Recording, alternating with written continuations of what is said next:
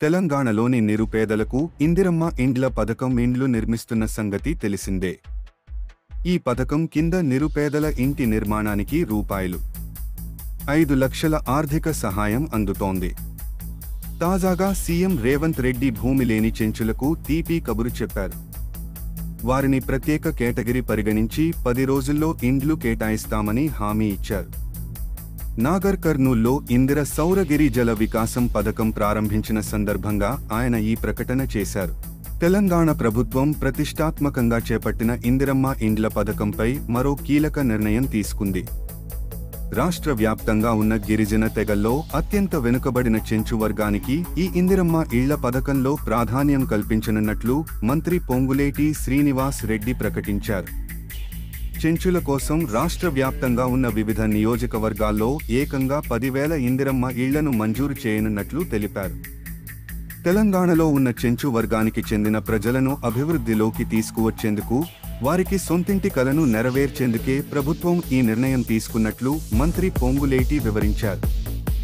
రాష్ట్రంలోని భద్రాచలం, మున్ననూరు, పుట్నూరు, ఏటూరు నాగరం ఐటీడీఏ పరిధిలోని ఎస్టీ నియోజకవర్గాలకు ఇప్పటికే ఉన్న 3,500 ఇళ్లతో పాటు అదనంగా మరో 500 నుంచి 700 ఇందిరమ్మ ఇళ్లను మంజూరు చేస్తామని మంత్రి పొంగులేటి శ్రీనివాస్ రెడ్డి స్పష్టం చేశారు.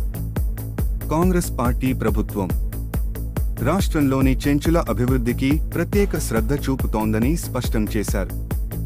తరతరాలుగా సొంత ఇళ్లకు నోచుకోని గిరిజన తెగలోకి అత్యంత బలహీన వర్గాలైన చెంచులకు రేవంత్ రెడ్డి ప్రభుత్వం సొంతింటి కలను సాకారం చేయబోతోందని పొంగులేటి శ్రీనివాసరెడ్డి ప్రకటించారు.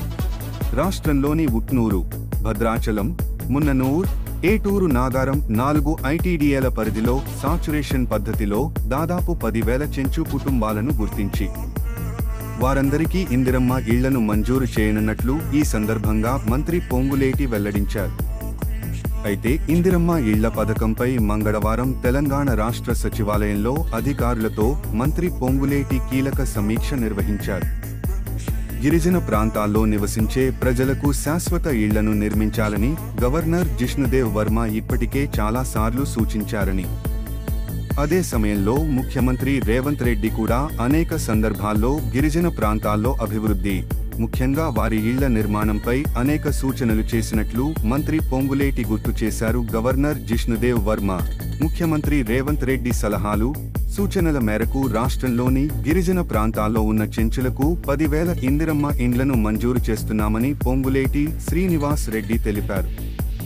అడవులను నమ్ముకుని జీవించే గిరిజనుల్లో చెంచులు ఒక జాతి అని, వారు అడవుల్లో వేటాడటం, ఫలాలను సేకరించి వాటిని విక్రయించి జీవనం సాగిస్తున్నారని మంత్రి పేర్కొన్నారు.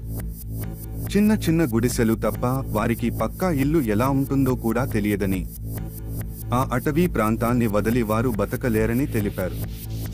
అందుకే చెంచులు జీవించే ప్రదేశంలోనే ఇందిరమ్మ ఇళ్లు కేటాయించాలని ప్రభుత్వం నిర్ణయించిందని, దశాబ్దాలుగా ఏ ప్రభుత్వం ఇలాంటి ఆలోచన కూడా చేయలేదని మంత్రి పొంగులేటి శ్రీనివాస్ రెడ్డి స్పష్టం చేశారు. For more updates, like, share, comment this video and subscribe my channel to support me. Thanking you. Bye bye. See you in next video.